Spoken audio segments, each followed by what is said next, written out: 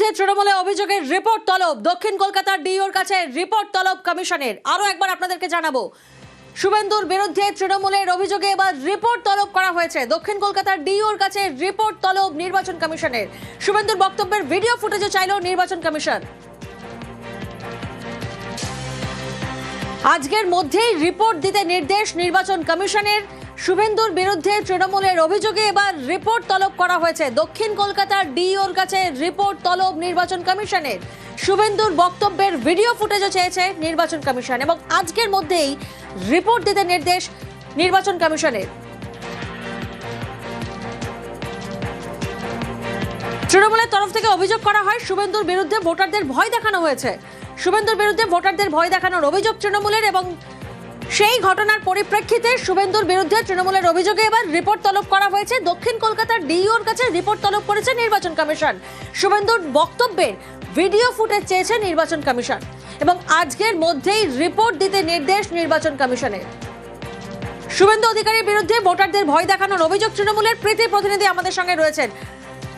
তবে তার আগে আরো একবার আপনাদেরকে জানিয়ে রাখি, শুভেন্দু অধিকারীর বিরুদ্ধে তৃণমূলের অভিযোগে এবার রিপোর্ট তলব। দক্ষিণ কলকাতার ডিওর কাছে রিপোর্ট তলব নির্বাচন কমিশনের।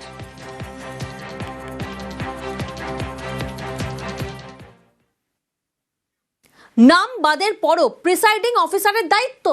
এসআইআরে বারাসাতের শিক্ষক মুন্সি সাদিকুল করিমের নাম বাদ, আর নাম বাদের পরও ভোট কর্মী হিসেবে নিয়োগের চিঠি। কমিশনের ভুলে 2002 এর লিস্টে নাম বিভ্রাটের অভিযোগ, আর এই বিভ্রাটের জেরে এসআইআরে নাম বাতিলের অভিযোগ শিক্ষকের। কমিশনের ভূমিকায় সরব স্কুল শিক্ষক। তারপরে হঠাৎ করে দেখলাম একটা খসড়া তালিকা বেরোলো। কিছুদিন পরে দেখলাম অ্যাডজুডিকেশন নামে একটা, প্রথমে মাথায় ঢুকছিল না অ্যাডজুডিকেশনটা কি, কেন বিচারাধীন আমরা হব, সমস্ত প্রপার ডকুমেন্টস আমার আছে। তারপরে দেখলাম হিয়ারিংয়ে নোটিশ আসলো, আমার ওই পাসপোর্ট দিলাম আর আমার আধার কার্ড একটা নিলাম, আরও অন্যান্য আমার যা ছিল ডকুমেন্ট নিলেন না, লাগবে না এসব কিছু, আপনাদের 2002 ম্যাপিং কিচ্ছু লাগবে না এসব। তারপরে দেখা গেলো 27 তারিখে দেখা গেলো যে আমার নাম ডিলিটেড হয়ে গেছে।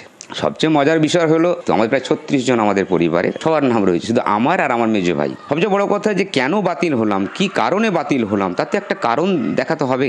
দীর্ঘদিন ধরে এই উৎসবের সঙ্গে যুক্ত, ভোটাধিকার একটা ছিল, এই দেশের আমরা নাগরিক বংশ পরম্পরায় একটা মানসিক যন্ত্রণা তাড়া করে বেড়াচ্ছি।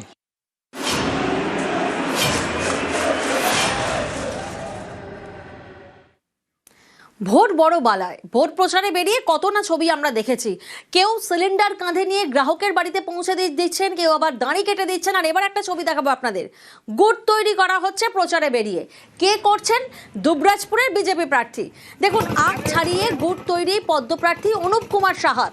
দুবরাজপুরের চণ্ডীপুরে ভোট প্রচার। আখ চাষিদের সঙ্গে মাটিতে বসেই রস ফুটিয়ে গুড় তৈরি করছেন বিজেপি প্রার্থী।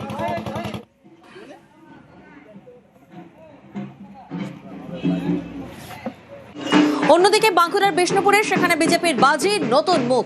পদ্মের টিকিট পেয়ে জোরদার প্রচারে শুক্লা।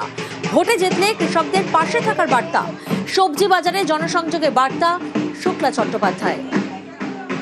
9 নম্বর ওয়ার্ডে আমরা বিজেপি পরিবার থেকে আজকে জনসংযোগ করলাম। মোটামুটি সবকটা বুথই আমাদের ঘোরা হয়ে গেছে। আমরা যদি মানুষের কোনো উপকারে লাগতে পারি, জনগণ যদি সত্যিই আমাদের পাশে থাকেন, তাহলে আমি সর্বস্ব দিয়ে আমি চেষ্টা করব চাষিদের পাশে থাকা।